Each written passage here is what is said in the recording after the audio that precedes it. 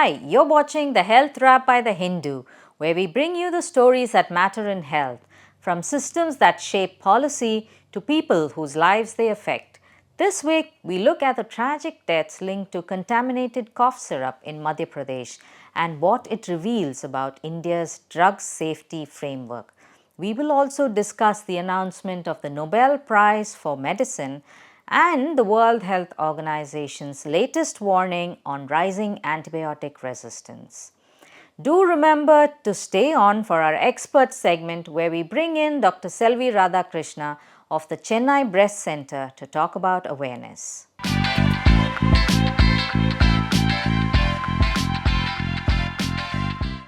We know very well that some stories make the headlines for the wrong reasons, and now we've also discovered that some stories stay in the headlines for the wrong reasons. This is the second week running that we have to talk about the cough syrup deaths that happened in Madhya Pradesh. 24 children died after consuming cough syrup called Cold Riff that is being manufactured by a company in Tamil Nadu, Kanchipuram in Tamil Nadu. We have to put in all it takes in order to put an end to something like that. It is absolutely not acceptable that children die after being administered cough syrup, which has induced liver and kidney failure amongst them. So, this calls for evaluation of everything that we need to do as part of the health system. It is sad that our regulatory mechanisms have kicked in only after the deaths of 24 children. Yes, absolutely, Ramya, you're right. Belated action is being taken now, but it's too late for the parents and families of all those children who have passed away and also the children who continue to be in critical condition in Madhya Pradesh. The problem with this is that it is not even a new issue. The issue of cough syrup being contaminated with diethylene glycol, which is an industrial chemical, is well known in India. In fact, it was nearly 40 years ago that the issue first came to light with the tragic deaths at JJ Hospital in Maharashtra. And the sad part is that even after so many decades, we still haven't been able to ensure that something that has been given to a child to treat that child is actually ending up killing that child. Yeah, that's completely not understandable, and I don't think it should be allowed. The regulators have to get their act together. As far as what has been happening since we last wrote about this, the governments have started taking action. The company has lost its manufacturing license and it has also been asked to shut down. The owner has been arrested. Several states have put this drug on the ban list. But again and again, the question that keeps coming up and troubling me is the fact that 24 children have died, and the regulatory mechanisms that have already been put in place, which is drug control authorities in states, union territories and the center have to make periodic visits and do random sampling of the drugs that are packaged for the market. If that had happened, then it's highly unlikely that such a situation would have come to pass. Yes, and the worst part in all of this is that India positions itself as a manufacturer of drugs and vaccines for the world. And when it comes to our own domestic market and ensuring that our drugs for our own children are safe, we don't seem to be able to do that, even though the products that we export, for the most part at least, seem to be in better shape than what we use domestically. And that in itself points to the fact that the ability is there, but it just seems to be a lack of will and perhaps a lack of regulatory mechanisms. You know, a short while ago, a few years ago, remember the cough syrup that we exported to Africa ran into troubles, and there was a lot of dust raised about that. It's just so sad that despite that and despite regulations kicking in after the Africa experience, we still have something like this which takes the lives of children. Interestingly, when we talk about Make in India or Atmanirbhar Bharat, unless we have regulatory mechanisms to ensure quality in place, we will not go very far as the pharmaceutical sector is concerned.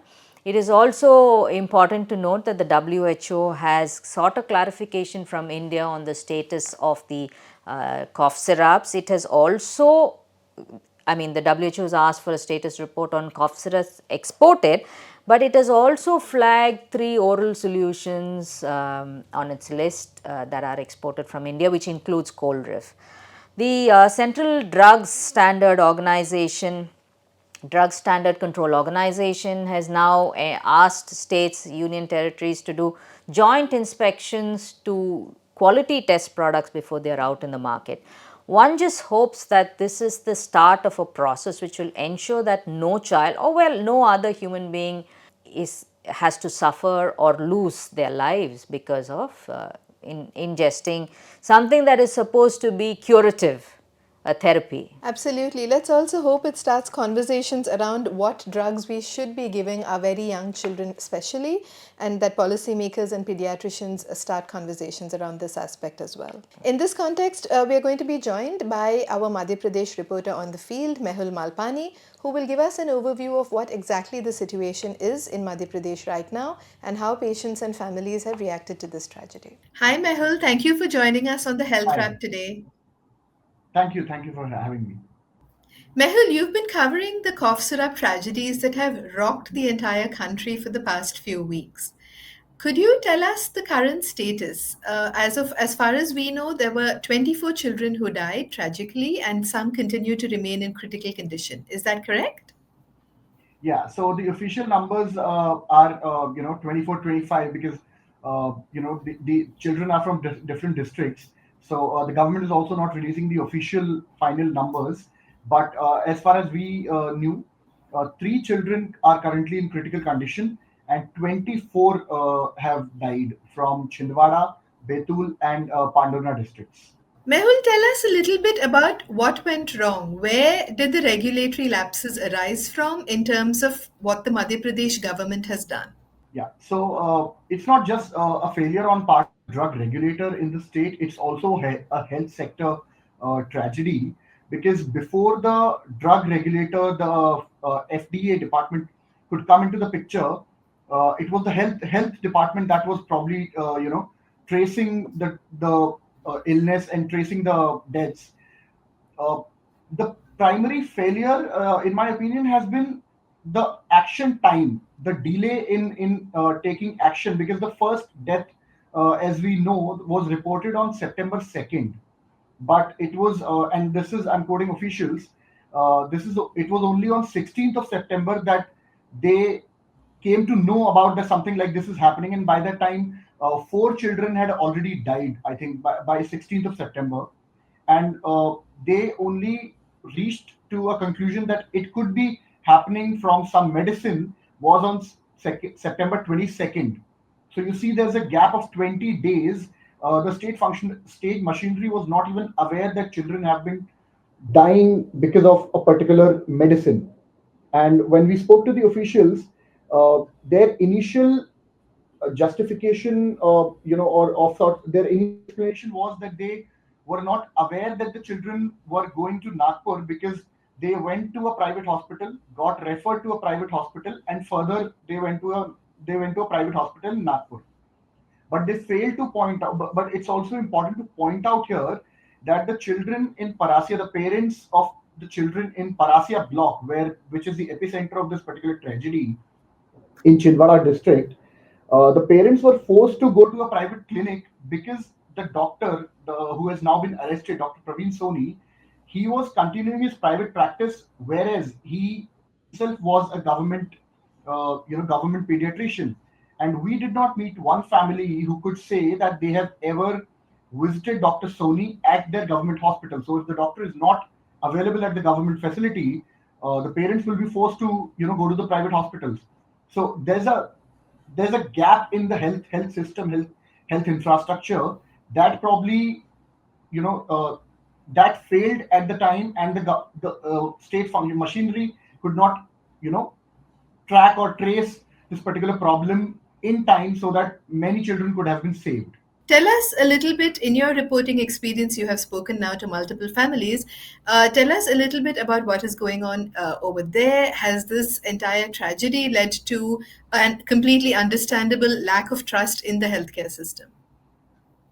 No, of course, as we talked about, the first thing that they are sort of experience the trauma. The first trauma is that when their children died, they had no clue what was causing the illness. I mean, when the system was not aware, when the government was not aware, they just took their children. They did not know what caused that kidney problem, what was causing the kidney failure. They had to look at everything in retrospect when things got out in the media. This is, I think, the last week of September, after September 25th, 26th. It was only then when the cough syrup came into the picture, right? So many families who had already lost their children because of this, they had to go back to the trauma and relive it again. Plus, what is most disheartening now is that most of these families are currently in debt.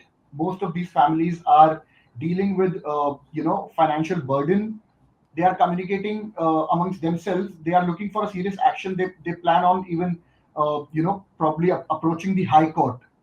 So they want for action. They want action against the officials who are responsible for this particular thing, who failed to collect samples and conduct tests on this particular batch of this syrup. Absolutely. Thank you so much for speaking to us today, Mehul.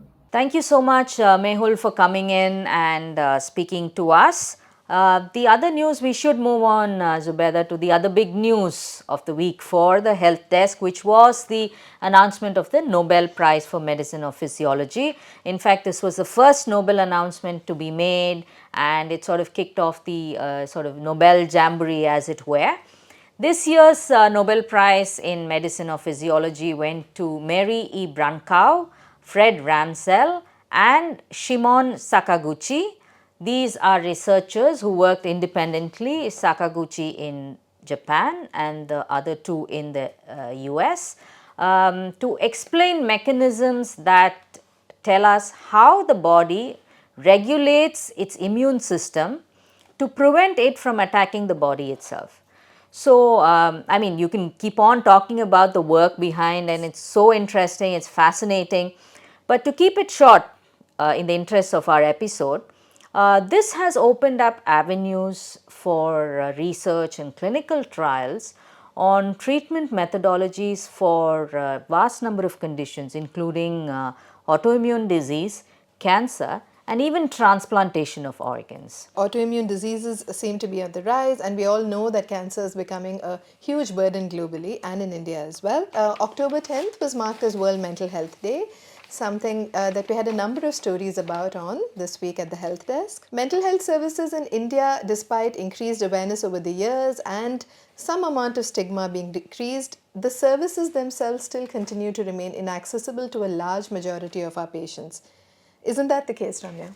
True, very true. And as far as stigma goes, I don't know. I mean, there continues to be a large amount of stigma still surrounding mental health conditions, and this prevents access to treatment itself, or a lack of desire on the part of those affected to seek treatment. The National Mental Health Survey continues to highlight a huge treatment gap in this country. Over 70% of people needing these services are unable to or unwilling to, in some cases, access these services. Like we said, social stigma, economic barriers, a huge shortage of mental health care professionals have exacerbated this situation. The other issue that we also explored this week when it comes to mental health is the increasing number of people turning to online services and apps and perhaps even AI when it comes to mental health. This is something we've discussed before, but it is a pertinent issue to discuss again. It's a slightly worrying trend is what mental health professionals have told us, and this is something that might seem appealing on the surface of it, but might not really be useful in terms of somebody who needs professional help. Yeah, we've been writing about this quite regularly, whether Mental Health Day or not. And it is very clear that without clinical oversight, these can do more harm than actual good. And the takeaway is very clear from the whole Mental Health Day conversations that we've had and the articles that we've taken, that building awareness is just the starting point. They can start conversations, but these will have to lead on to proper action, affordable and culturally attuned care services being taken to the public, and only if we do this will the healthcare burden of India sort of actually come down. Otherwise, it's going to grow and grow in the future. You're so right about that, Ramya. Speaking about something that's growing and growing, another thing that's growing and growing, unfortunately, is antimicrobial resistance. The World Health Organization last week released its latest GLASS report. And could you tell us more about it? Yeah, so the GLASS report itself is an exercise undertaken by the WHO in order to study antibiotics resistance across the world.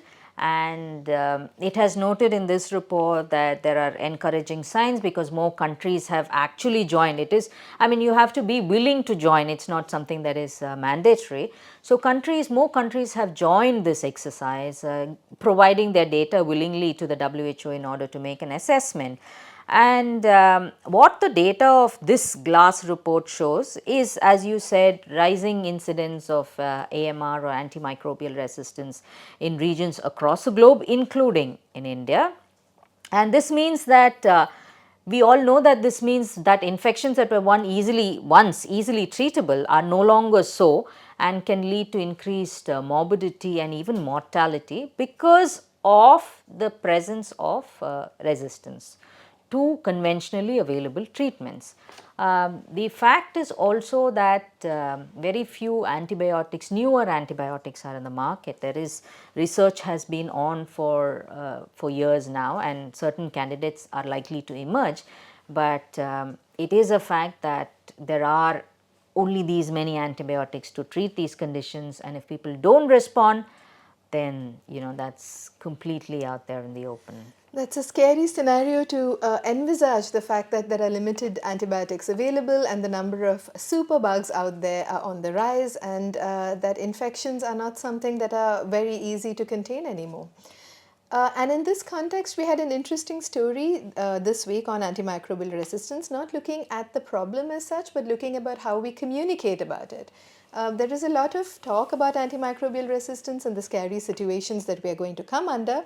But this particular article, if you log on to the health section and take a look at it, talks about why we also need to talk about the good bugs, what the good microbes do in our body, and how we can change the way we talk about this in order to make people understand the seriousness of the situation.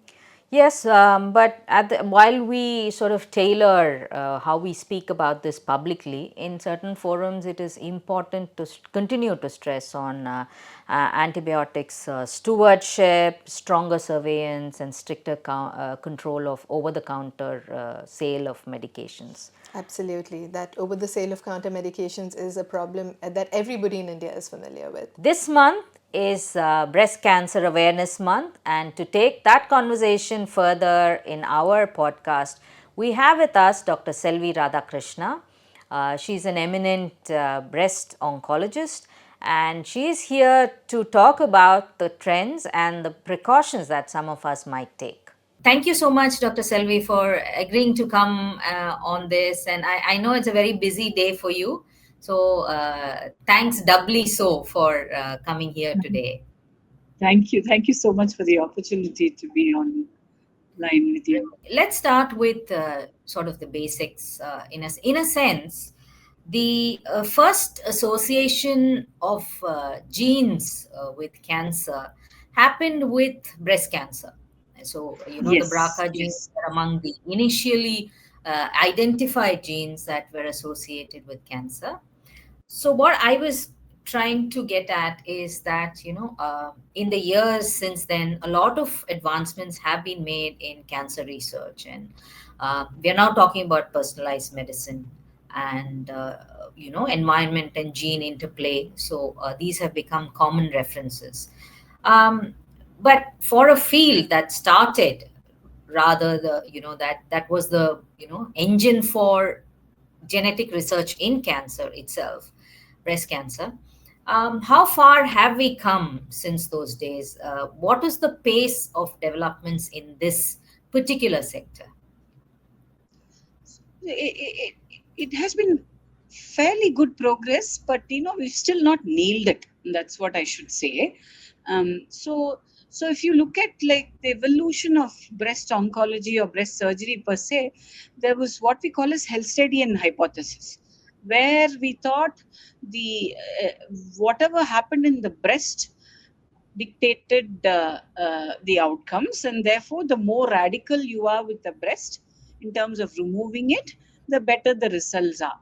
So this was like from the 1870s, 1880s to for about a century, 100 years, this hypothesis was unchallenged. So from there, then strangely, World War, no, just as it changed nations' borders, World War, actually they used nitrogen mustard, and this nitrogen mustard was found to actually have some effect on the rapidly multiplying cells.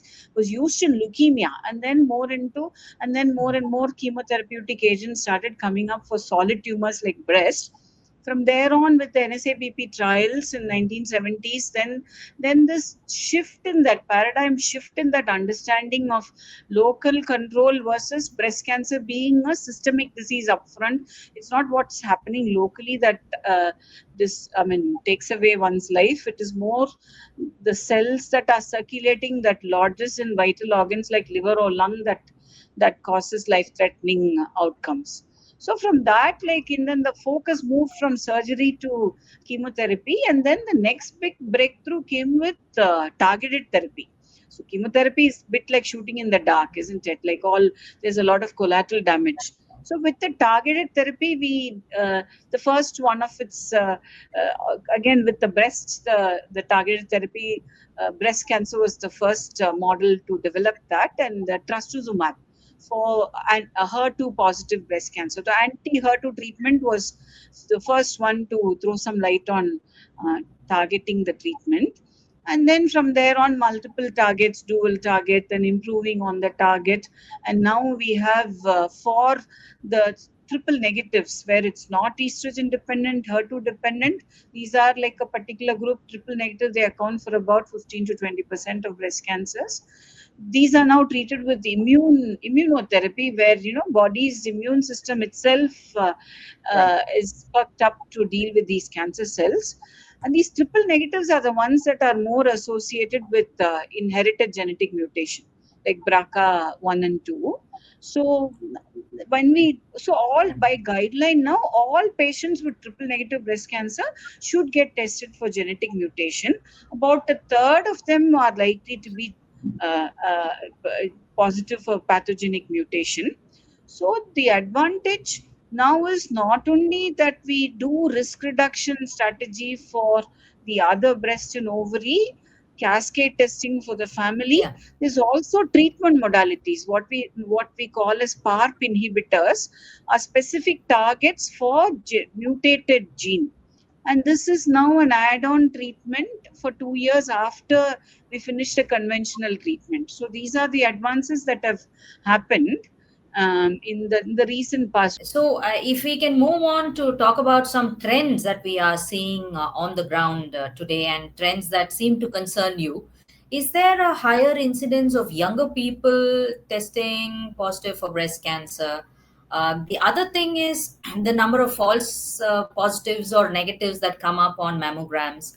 What are your views on these subjects? So to separate it out, yes, actually, see, when I started my career about 2 decades back almost, um, we were talking about 70,000, 80,000 new cancers per year at that time, as per the International Agency of Research on Cancer, IARC statistics, Globocan statistics.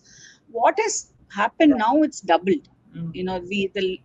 The last 5 year statistics, it's almost amounting to 2 lakh new patients per year, newly diagnosed breast patients per year. And this is from India. It is actually hospital based, it's not population based. So definitely the incidence has gone up. Okay.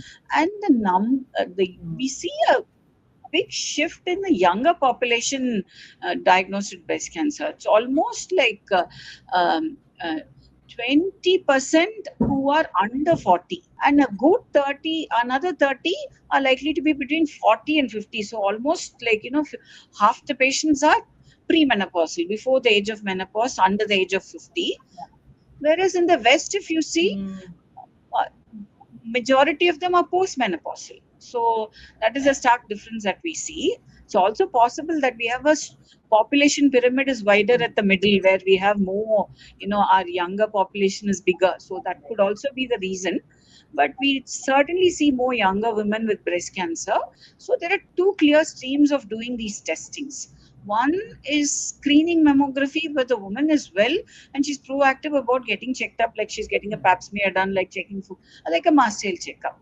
So here they go to Right. any and then in any good screening setup, the recall rate could vary from about 5 to 20%, where something gets flagged up and then we evaluate, and that adds a lot of stress and anxiety. Now we have an added AI tool to all our mammographic readings. AI will not replace a human mind, but AI can certainly complement.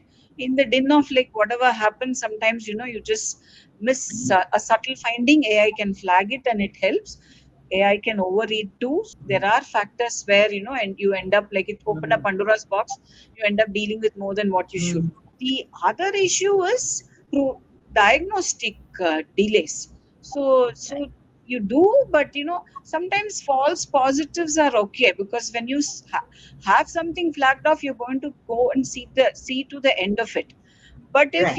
you don't call it at all, and then you call it normal, so somebody gets falsely reassured, and what could have been picked up gets missed. That is even worse. There is a significant element of confusion between diagnostic and screening. So screening is somebody who's well, and you start screening at the age of 40 when there is no risk factor. If there is a strong family history, or if there is any known mutation, then we start screening earlier. Diagnosis is where there is trouble, and then you're evaluating. So diagnosis would require a bit more aggressive imaging. There we don't set a age criteria as 40 strictly. If necessary, we would do even at 30 or 35. It all depends on how we sequence it. Because we're seeing we don't want to miss the Right. 20% who are likely to be under 40, because we don't do the right investigative modality. So the other question that I wanted to bring up is, male breast cancer is a very maybe a 1% of the of breast cancer itself, and in India it's about the same. But what is this male breast cancer, and is it being detected adequately? So, male breast cancer is just like female breast cancer. Stage for stage, everything is like female breast cancer. There is some rudimentary breast tissue, and most men, obese men, have some gynecomastia as well. So, male breast cancers, like you said, it's 1%. They're particularly associated with genetic mutation. There is a male breast cancer, they are likely to be BRCA2 gene mutated. So, this BRCA, there is two genes, BRCA1 and Yeah. BRCA2. These are basically DNA repair genes.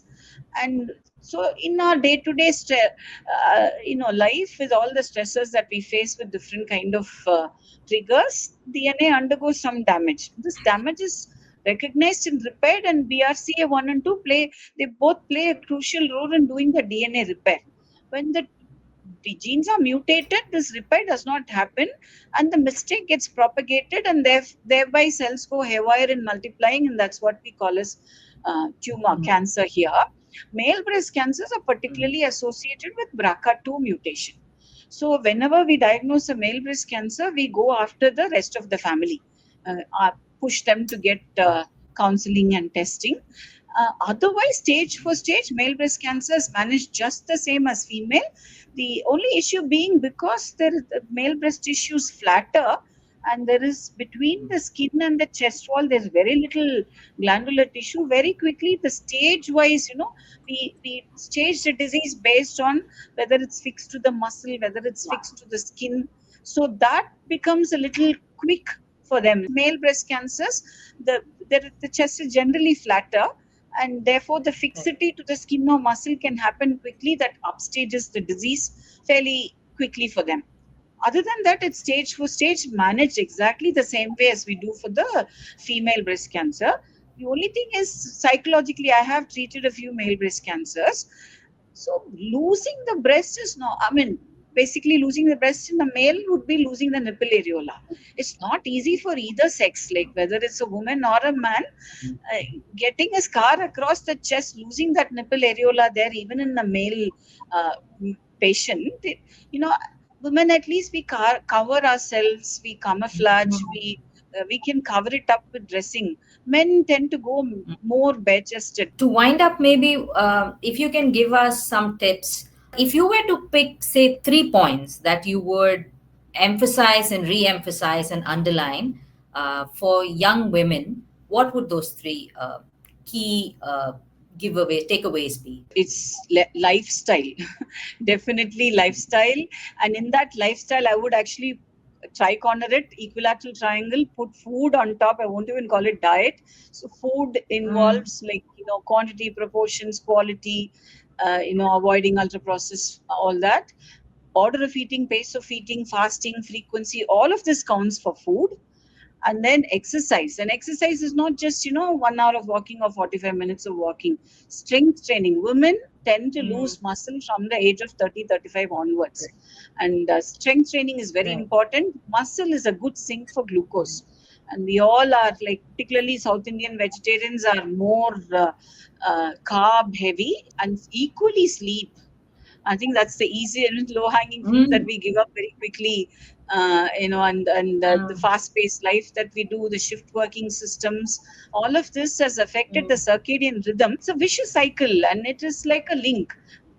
Any one mm, link broken affects the other. The central to it all is gut right. microbiome, and anything Mm, that mm, mm, upsets this rhythm, this harmony, people tend to mm, become viscerally obese. And you find a lot of Indian men and women, by the time they're in their mid 30s and 40s, have a big paunch. And visceral right. obesity today is a one big reason for most, from head to foot, Alzheimer's, hypothyroidism, to autoimmune problems, to various types of arthritis, to some lifestyle cancers like breast cancer, colonic cancer.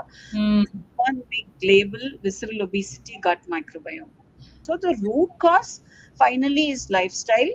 And mm, I mean, there are other factors, but mm, it's like, uh, in Tamil we say, no, adimel adi vecha amiyum nagaram. So like that, if you have when you have multiple other factors going, if this is mm, correct, at least you can set it off a little bit and recover from it quickly, prevent a recurrence. mm. Fortunately, we don't have a vaccine yet for breast cancer, but this is the best vaccine: lifestyle. Thank you so much, Dr. Selvi, for coming in. Thank you, pleasure. So, Ramya, what's the fun fact for this week? So it's about the Nobels. Going on to the subject of Nobels, did you know that 14 women were recipients of the Nobel Prize for Medicine or Physiology?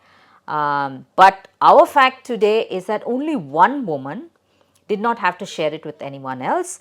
This is Barbara McClintock.